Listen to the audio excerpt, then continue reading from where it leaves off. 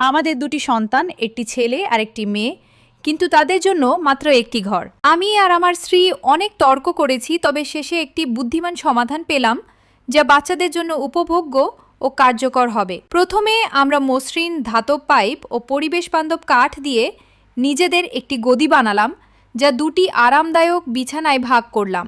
বাম দিকের বড় ডাবল বেডটি ছেলের জন্য আর ডান দিকেরটি আমাদের মিষ্টি মেয়ের জন্য। নিরাপত্তার জন্য মাথার দিকে নরম ঢাকনা লাগালাম, যাতে তারা আরামে ঘুমাতে পারে। মাঝখানে একটি কাঠের বোর্ড লাগিয়ে একটি ছোট কাচের জানালা বসালাম, যা আলো বাতাস দেয় এবং সুন্দর দেখায়। রাতে পড়ে যাওয়া রোধ করতে আমরা সুরক্ষা রেলিংও লাগিয়েছি। জানালার পাশে মেয়ের জুতো ও পোশাক রাখার জন্য কাঠের বাক্সের সিঁড়ি বানালাম। ছেলের জন্য অন্যদিকে একই কাজ করলাম, সুবিধাজনক এবং পরিচ্ছন্ন।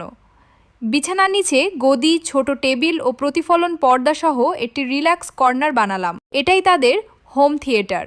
একটি গবেষণা টেবিল ও ছোট ড্রয়ার সহ ডেস্কও যোগ করলাম। এখন তাদের গবেষণা ও ভালো স্কুলে যাওয়ার স্বপ্ন